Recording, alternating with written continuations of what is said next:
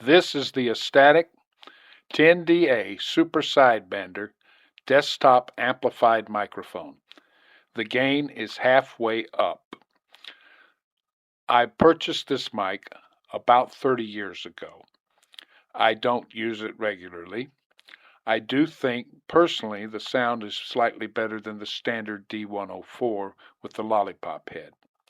The rain in Spain is falling mainly on the plains. End of recording. This is the Astatic 10DA microphone. Of course, Astatic no longer makes the famous desk microphones. This microphone is unamplified. It has an audio transformer in the head to match the impedance of modern transceivers. End of recording. This is the Astatic Golden Eagle desktop amplified microphone. It was only made a short period of time in the 1970s. It is no longer available other than on eBay or things of that nature. Anyway, it's turned about halfway up, and it's a very beautiful microphone. I used it not too long ago in the ARRL 10-meter contest just to make some contacts. I wasn't trying to contest myself. But anyway, the rain in Spain falls mainly on the plains. End of recording. This is the Astatic Silver Eagle microphone, a very beautiful microphone. It is amplified, and it is turned up about a third of the way. The rain in Spain falls mainly on the plains. I would not be surprised if this sounds identical to the Golden Eagle. End of recording. This is the Astatic AST878DM desktop amplified microphone. The rain in Spain falls mainly on the plains. I believe this is the only desktop amplified microphone that is still being manufactured under the Astatic name. I could be wrong. I personally like the way it sounds, though. It has a nice quality to it. This is the Shure 526T desktop amplified microphone. The gain is set to 5 out of 9. The rain in Spain falls mainly on the plains. I was using this microphone last night for a 40-meter sideband contact. End of recording. This is the Shure 550L low-impedance desktop microphone made by Shure Brothers. It's very old. I don't know if they make a similar version to it today. The rain in Spain falls mainly on the plains. End of recording.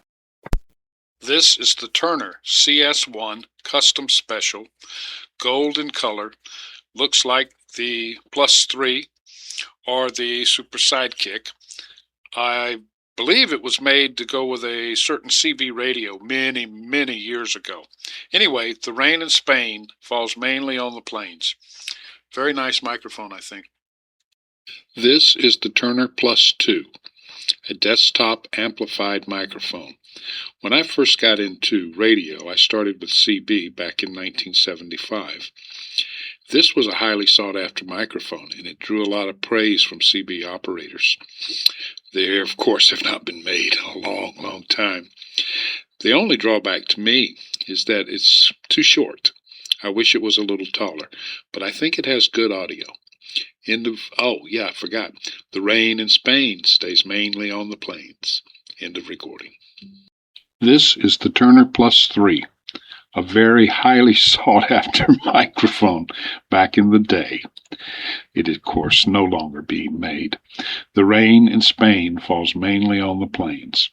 Some people claim this is the best radio mic that has ever been made because of the built-in compression. Anyway, that's the end of the recording. This is the Turner Super Sidekick amplified desktop microphone. It is no longer manufactured. I particularly like the sound of this personally. The rain in Spain falls mainly on the plains. End of recording. Testing. Yaesu MD100, relatively newer microphone, purchased over 20 years ago. This exact model is not made anymore, but there's one very similar. I am running it with none of the filters on. The rain in Spain falls mainly on the plains. End of recording.